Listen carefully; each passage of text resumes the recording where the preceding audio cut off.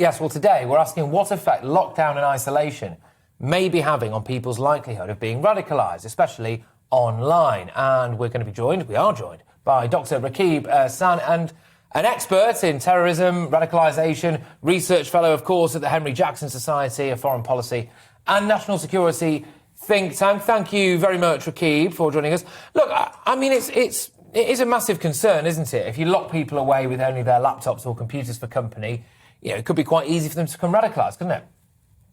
Oh, no, absolutely. I think that was always the risk with lockdowns, that you'd have those increased periods of boredom under social isolation.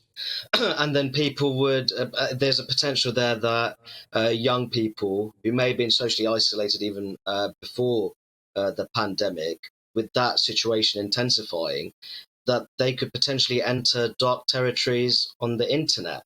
And I think that's a real problem from a counter-terrorism perspective, because if you have people who are becoming radicalized on the online space through digital extremist communities, loosely organized hubs online of individuals, that could be a very serious problem from a counter-terrorism perspective, because it's more difficult to monitor that when compared to when people are involved with, you could say, real-life terrorist organizations, which are more structured, which helps that bit more from a monitoring perspective.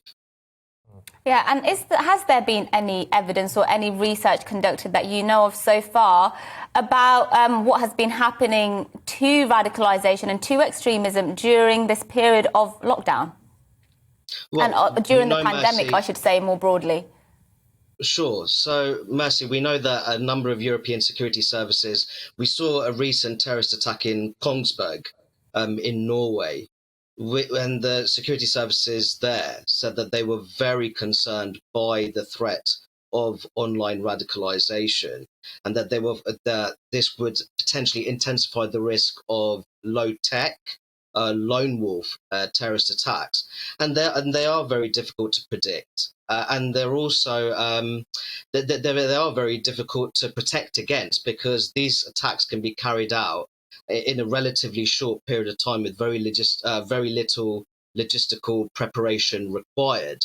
So I think that moving forwards, if we are going down this policy, that if we were to have another pandemic, hopefully that isn't the case, that we have to really see what are the risks associated with lockdown.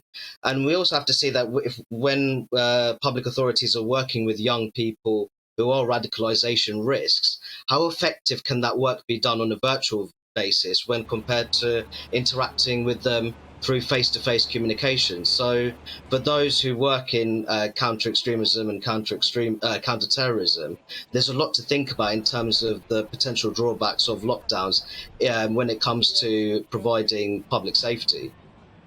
What are some of the key triggers that lead people towards radicalisation? Is it general dissatisfaction with this country? What is it? Oh, Patrick, it could be all sorts of things, a myriad of social, political and cultural factors that can feed into radicalisation processes. Social isolation is one, when you're looking at the threat of online radicalisation, but there has to be an understanding from a social cohesion perspective that if you have almost counter societies developing within Western societies such as ours, that you see the development of radical ideologies which may be fundamentally anti-British in nature. If you have a lack of social cohesion, people interacting and not having the opportunity to build positive ties with those of a different ethnic or religious background, then that is fertile ground for extremists to peddle divisive narratives. Yes, indeed. Well, Dr. Rakib, thanks for joining us again. It's always a pleasure to have you to discuss that very important issue.